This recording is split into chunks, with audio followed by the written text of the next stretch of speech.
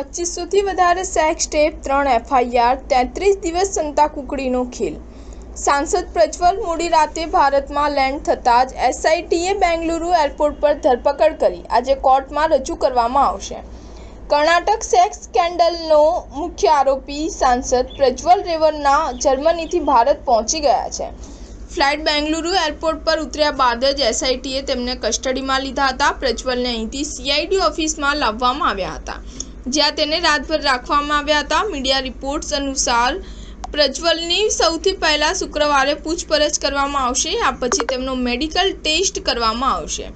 પ્રજ્વલને magistrate કોર્ટમાં પણ રજૂ કરવામાં આવશે। અહીં પોલીસ તેની કસ્ટડીની માંગણી કરશે।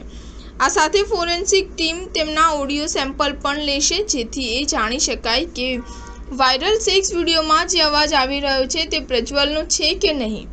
કર્ણાટક સેક્સ સ્કેન્ડલના મુખ્ય આરોપી સાંસદ પ્રજ્વલ રેવન્ના 30-31 મેની રાત્રે 1 વાગે જર્મનીથી ભારત પરત ફર્યા છે। ન્યૂઝ એજન્સી PTIના જણાવ્યા અનુસાર તેમણે જર્મનીના મ્યુનિકની બેંગલુરુની ફ્લાઇટમાં બિઝનેસ ક્લાસની ટિકિટ બુક કરાવી હતી। એરપોર્ટ પર પણ સુરક્ષા વધારી દેવામાં આવી હતી। પ્રજ્વલ રેવન્ના સામે અત્યાર સુધીમાં 3 અલગ-અલગ કેસ નોંધાયા છે, જેમાંથી 3 બળાત્કાર અને 1 જાતીય સતામણીનો છે। પ્રજ્વલ સામે પહેલો કેસ 28 એપ્રિલના રોજ હાસનના હોલેનરસીપુરા પોલીસ સ્ટેશનમાં નોંધાવવામાં આવ્યો હતો।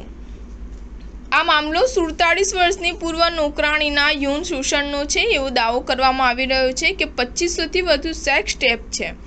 26 એપ્રિલે લોકસભાના મતદાન બાદ તેઓ જર્મની ચાલ્યા ગયા હતા, ત્યારથી તેમનો કોઈ પત્તો લાગ્યો નહોતો।